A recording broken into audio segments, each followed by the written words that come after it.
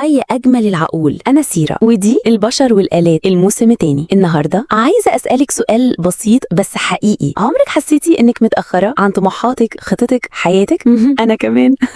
الحلقة دي مش لإجابات، دي مساحة نهدى فيها ونسأل إزاي نفضل بشر وسط عالم بيجري. سر صغير، مفيش خط نهاية في الإنسانية، بس أعرف الإحساس لما الدنيا كلها تبان كأنها سبقتك. ليه بنحس إننا متأخرين؟ بقينا نقيس حياتنا باللايكات، الوظائف، التحديثات والتايم لاين بتاع غيرنا، بس الحقيقة مفيش جدول موحد للنجاح، مفيش بدري أو اتأخرت، كل واحد ليه وقته وليه شكل نموه الخاص. يعني إيه نعيش ببطء ووعي؟ الإنسان بيباز، بيختار، بيحس، حتى في عالم بيقدم كل حاجة فوراً فيه قيمة كبيرة للأسئلة البطيئة. إزاي الذكاء الاصطناعي ممكن يدعمك من غير ما يستعجلك؟ يساعدك تفكري بدل ما تردي بسرعة، يكسر الأحلام الكبيرة لخطوات هادية، يفكرك تسألي ليه مش بس إزاي، يخلي أهدافك ماشية على المعنى مش السرعة. برومبتات ترجعك لإيقاعك الحقيقي. ساعدني أكتب تعريفي لكلمة كفاية بالنسبة لي أنا مش الناس. قسم لي الحلم ده لخطوة واحدة بسيطة أبدأ بيها الأسبوع ده. اكتب لي رسالة أرجع لها لما أنسى إن النمو مش سباق. اسألني 3 أسئلة تخليني أفتكر أنا بعيش ليه مش لمين. أنا أقدر أسرع لك حاجات. البرومبت السحري للحلقة، ساعدني أكتب خطة للنمو البطيء اللي يكون فيها المعنى أهم من السرعة. فلما الصوت القلق اللي جواكي يهمس ويقولك أنتي متأخرة، وقفي، خدي نفس